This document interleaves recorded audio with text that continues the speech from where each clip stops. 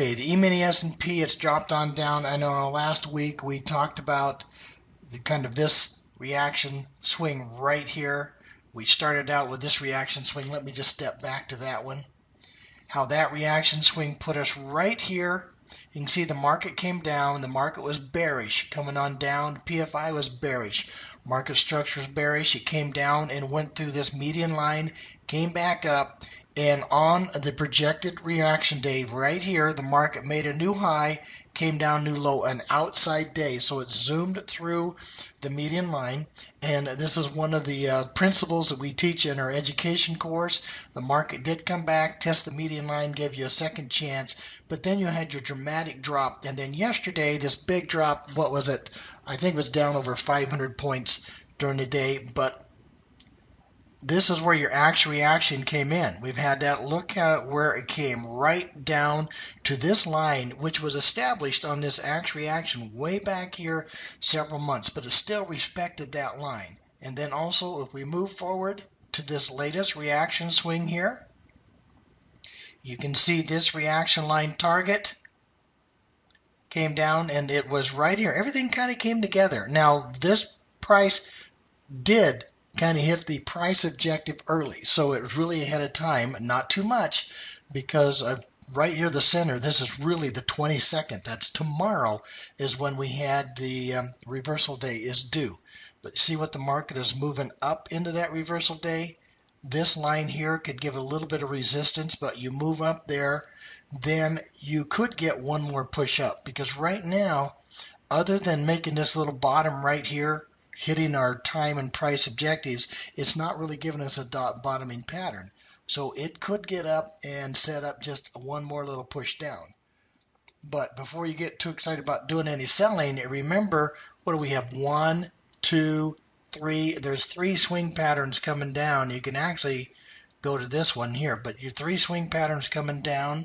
And as we always say 3 and out. This 4th one, if it does, it may have a low potential and high risk on that.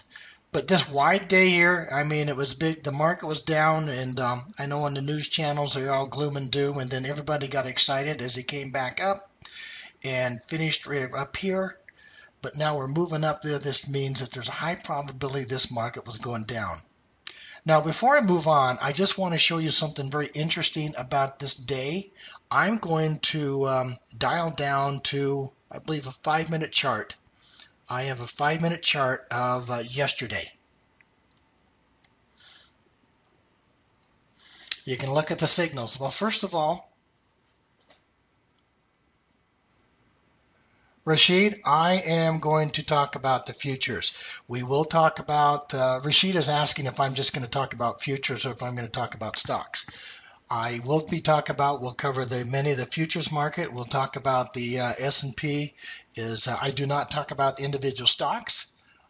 The reaction point does work on the stock markets. The actual reaction market time intelligence does work in the stocks. But my focus is mainly on the commodity futures here.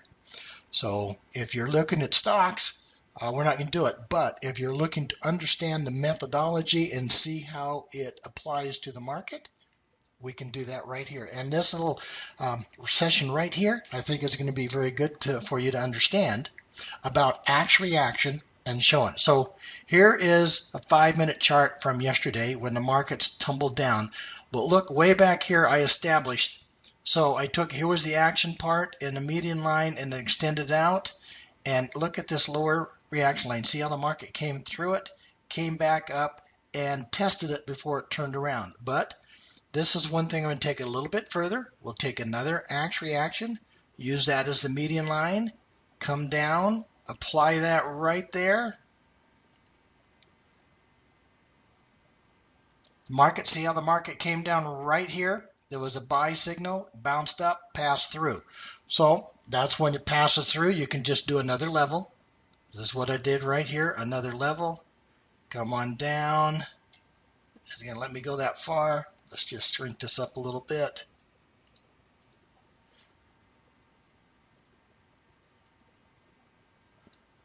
And there's your actual reaction right there. See how it looks a little random, but when you apply those, look how everything came together. So those are your different levels. So see how it broke through this median line right here, dropped on down, passed through this median line. As I talked about, one of the principles, the market came back up, gave you a second chance to sell it, dropped down here, bounced here, but when it through, we could put another level and put it right here. And then, as we know here, I'm just going to kind of go through different things. You can see right here, then the market formed a TR pattern, as we teach right here. And basically, you can see, triggered a buy signal here, ran right up here. There's your complex TC pattern, which is the center. There was an exit, buy here, run up, and there was an exit, and another sell, and a buy. Now, I'm going to walk you through things because I can't do the reverse, come back and show you that these were all projected reaction dates for the reaction point. Well, but I will do the box method here, if you guys are familiar, just to kind of show you. Okay, so right here was the first TR pattern. So you do your reverse count, right to there. Your forward count, right to there. So here you can see what I'm showing you is the action reaction methodologies for your support and resistance and your target areas. But look at the timing also. So there was a sell here and a buy here.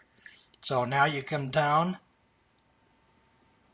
and you can actually look at this swing pattern here. And you can go right there. So if this is the TC pattern, going back to here, do the reverse count, put you right down as it's exactly low there.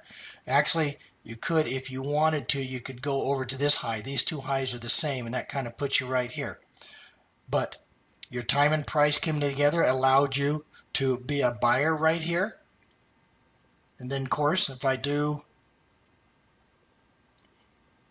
TR pattern here, do the next projection, what's it do? It puts you right in the center of this swing pattern. We know, because that's what we teach, that type of pattern is usually the center of a pattern, of a trend. So you can go back and go forward, and look what it does right here. So there you go. You can see where, if you understand how to put your support and resistance levels on there, I mean, of your action reaction. That's one way. I show you the parallel. And then here's the other way here. How right here I put in the reaction line and everything comes together. So you can see how beneficial that is by understanding that technique. But this is something I ran yesterday, and you can see the signals that were generated.